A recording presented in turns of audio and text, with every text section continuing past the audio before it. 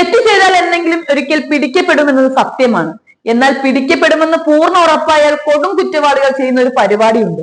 അത് മറ്റൊന്നുമല്ല, വേറെ ആരുടെയെങ്കിലും പിടലിക്ക് ആ കുറ്റം അങ്ങ് ചാർത്തി കൊടുക്കുക. ഷൈൻ ലൊക്കേഷൻ ലഹരി ഉപയോഗിച്ചെന്നും തന്നോട് അപമര്യാദയെ പെരുമാറിയെന്നുമുള്ള പരാതി നടി ബിൻസി നൽകിയതോടു കൂടിയാണ് ഷൈനിന് നാട്ടിൽ നിൽക്കാൻ പറ്റാത്ത അവസ്ഥ ഉണ്ടായത്. ഇത്രയൊക്കെ ലഹരി ഉപയോഗിച്ചിട്ടും പലതവണ അത് മാധ്യമങ്ങൾക്ക് മുൻപിൽ വെളിവായിട്ടും ഇപ്പോഴും ഷൈൻ എന്തുകൊണ്ടാണ് പിടിക്കപ്പെടാത്തത് എന്ന് ചിന്തിക്കാത്തവർ അപൂർവമാണ്. അതെ, ഷൈൻ ടോം ചാക്കോയ്ക്ക് കേന്ദ്ര മന്ത്രിസഭയിലുള്ള പിടിപാട് തന്നെയാണ് ഇതിന് കാരണം. അത് മനസ്സിലായി കഴിഞ്ഞാൽ BJP-കാരുടെ തലയിൽ വിരിഞ്ഞ ചെറിയൊരു ബുദ്ധിയാണ് കുറ്റം ഇടതുപക്ഷത്തിന്റെ തലയ്ക്ക് ചാർത്തി കൊടുക്കുക എന്നത്. എന്നാൽ ഷൈൻ ടോം ചാക്കോയ്ക്ക് കേന്ദ്രത്തിലുള്ള പിടിയൊക്കെ കയ്യിലിരിക്കുകയേ ഉള്ളൂ എന്നും കേരളം ആരാണ് ഭരിക്കുന്നതെന്ന് മനസ്സിലാക്കി കളിക്കുന്നത് നന്നായിരിക്കുമെന്നുമാണ് റഹീം MP പറഞ്ഞത്. ഷൈൻ ടോം ചാക്കോയ്ക്ക് ഇനിയും നേരം വെളുത്തിട്ടില്ല. സംസ്ഥാന സർക്കാർ കൃത്യമായി നിലപാടെടുക്കും, നീതിയും നടപ്പിലാക്കുമെന്നും MP വ്യക്തമാക്കുകയുണ്ടായി. മുൻപൊക്കെ സെലിബ്രിറ്റി സ്റ്റാറ്റസിന് ഫാൻസ് അസോസിയേഷന്റെ പിന്തുണയുണ്ടായിരുന്നു. അതിന്റെ മറവിൽ എന്ത് ക്രിമിനൽ കുറ്റം ചെയ്താലും ജയിലിൽ പോകില്ലെന്നുള്ള ധൈര്യവും ഉണ്ടായിരുന്നു. ആ കാലമൊക്കെ കഴിഞ്ഞുപോയ കാര്യം ഷൈൻ ടോം ചാക്കോയ്ക്ക് നേരം വെളുക്കാത്തത് കൊണ്ടോ ഇപ്പോഴും മയക്കത്തിലായതുകൊണ്ടോ അറിയാത്തതാണെന്നും റഹീം MP പറയുന്നു. സിനിമയുടെയും സെലിബ്രിറ്റി സ്റ്റാറ്റസിന്റെയും മറവിൽ എന്ത് നിയമവിരുദ്ധ പ്രവർത്തനങ്ങളും നടത്താമെന്നുള്ള കാലം കഴിഞ്ഞുപോയി. കേരളം ഭരിക്കുന്നത് പിണറായി വിജയനാണ്. LDF സർക്കാർ കൃത്യമായി തന്നെ അക്കാര്യത്തിൽ നിലപാട് സ്വീകരിക്കുന്നതുമാണ്. ഷൈൻ ടോം വിഷയത്തിൽ സിനിമാ മേഖലയിൽ നിന്നുള്ളവരുടെ നിലപാട് എന്താണെന്നും റഹീം ചോദിക്കുകയുണ്ടായി.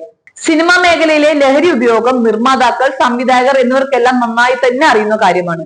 ലഹരി ഉപയോഗിക്കുന്നവരെ ഒറ്റപ്പെടുത്താനുള്ള ആർജവം ആദ്യം ഉണ്ടാകേണ്ടത് ഈ സിനിമാ പ്രവർത്തകർക്ക് തന്നെയാണ്.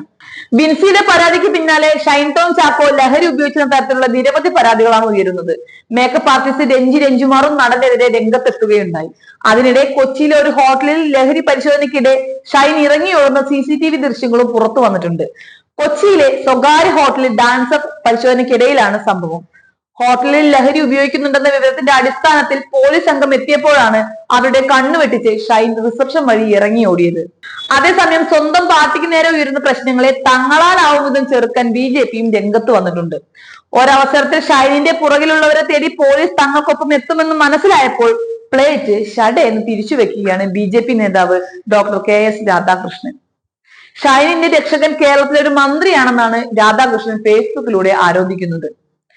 ആരാണ് ഷൈൻ ടോം ചാക്കോയുടെ രക്ഷകൻ?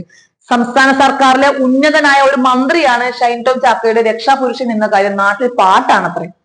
മലയാള സിനിമയിലെ ഒരു സൂപ്പർ താരം ഈ ചാക്കോയുടെ സംരക്ഷകനാണെന്നും ആക്ഷേപമുണ്ട്.